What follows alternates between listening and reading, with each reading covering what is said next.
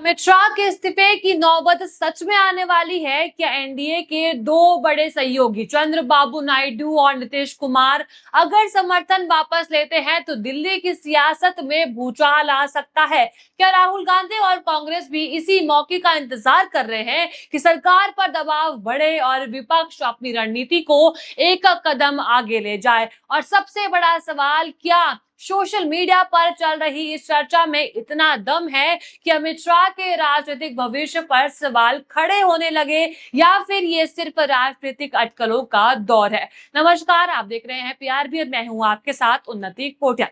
आज की खबर बेहद दिलचस्प है क्योंकि सोशल मीडिया पर एक ऐसी राजनीतिक चर्चा जोर पकड़ रही है जिसमें अमित शाह, चंद्रबाबू नायडू, नीतीश कुमार और राहुल गांधी चारों के नाम एक साथ लिए जा रहे हैं।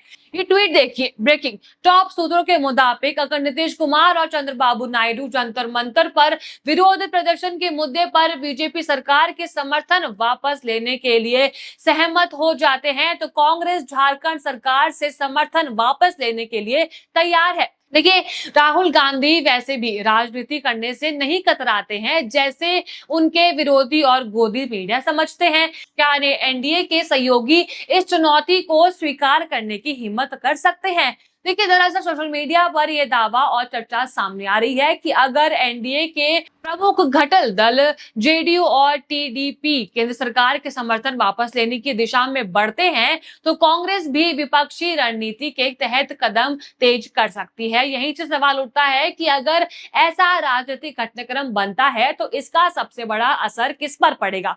क्या दबाव अमित शाह पर आ जाएगा? क्या बीजेपी के भीतर नेतृत्व को लेकर सवाल उठेंगे, या फिर ये पूरी कहानी सिर्फ सोशल मीडिया की राजनीति अटकलों तक सीमित रह जाएगी? इन सवालों को समझने के लिए सबसे पहले हम बात करते हैं चंद्रबाबू नायडू की।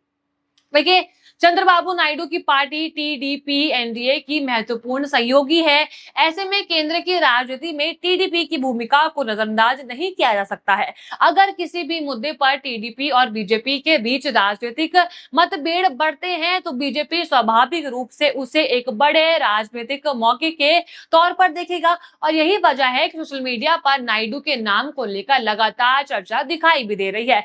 अब हम आते हैं नीतीश कुमार पर। बिहार की राजनीति में नीतीश कुमार लंबे समय से एक ऐसे नेता रहे हैं जिनकी राजनीतिक भूमिका राष्ट्रीय स्तर पर भी चर्चा में रहती है। जेडीयू एनडीए का एक अहम सहयोगी है। ऐसे में अगर कभी जेडीयू और बीजेपी के बीच किसी बड़े राजनीतिक मुद्दे पर दूरी बनती है तो उसका असर सिर्फ बिहार तक सीमित नहीं रहेगा, दिल्ली की राजनीति में भी उसके मायने निकाले जाएंगे। और यही वजह है कि सोशल मीडिया पर नायडू और नीतीश दोनों के नाम को एक साथ जोड़कर ये सवाल पूछे जा रहे हैं कि क्या एनडीए के भीतर कोई बड़ा राजनीतिक बदलाव आने वाला है? कांग्रेस लंबे समय से केंद्र सरकार को अलग अलग मुद्दों पर घेरती रही है। अगर एनडीए के अंदर सहयोगी दलों और बीजेपी के बीच तनाव बढ़ता है तो विपक्ष के लिए ये निश्चित तौर पर राजनीतिक असर बन सकता है।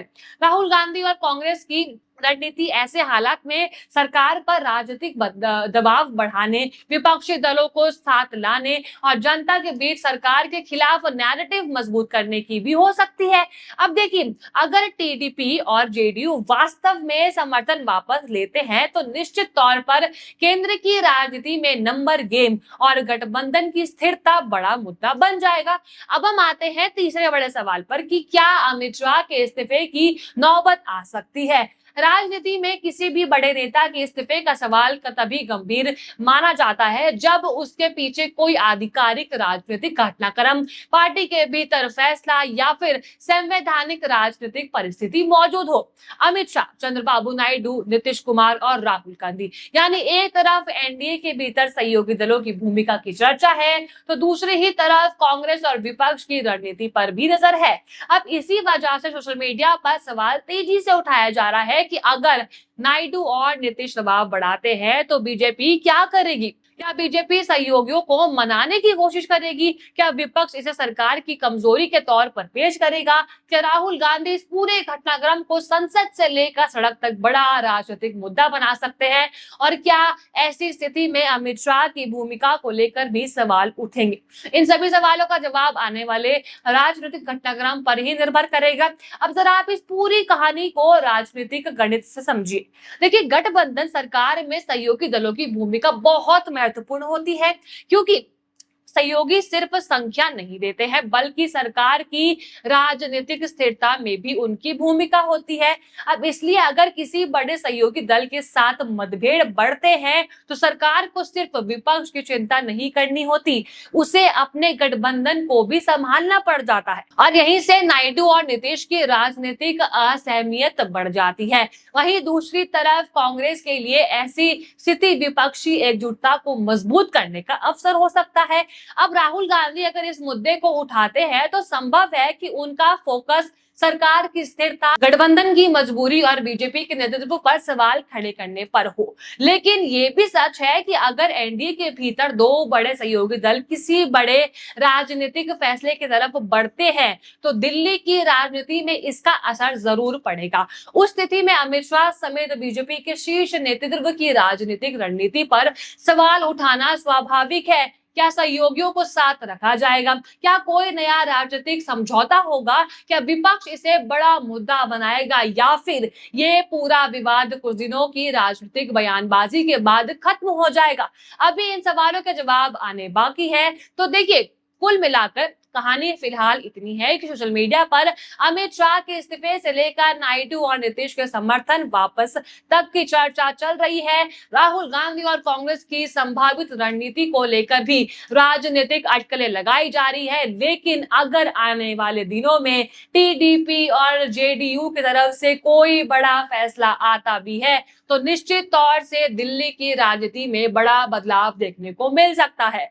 और तब सबसे बड़ा सवाल सिर्फ ये नहीं होगा कि नायडू और नीतीश क्या करेंगे, बल्कि सवाल ये होगा कि बीजेपी क्या करेगी, राहुल गांधी की रणनीति क्या होगी, और सबसे बड़ा सवाल क्या अमित शाह के सामने कोई ऐसी राजनीतिक चुनौती खड़ी होगी जो उनके इस्तीफे की मांग को एक सोशल मीडिया चर्चा से निकालकर वास्तविक राजनीतिक मुद्दा बना देगी। आपको क्या लगता है, एनडीए के भीतर सचमुच कोई बड़ा राजनीतिक खेल शुरू हो चुका है? अपनी राय कमेंट में जरूर बताइएगा। और अगर आपको वीडियो अच्छी लगी हो तो लाइक करें, शेयर करें और बने रहिए पीआरबी के साथ। धन्यवाद।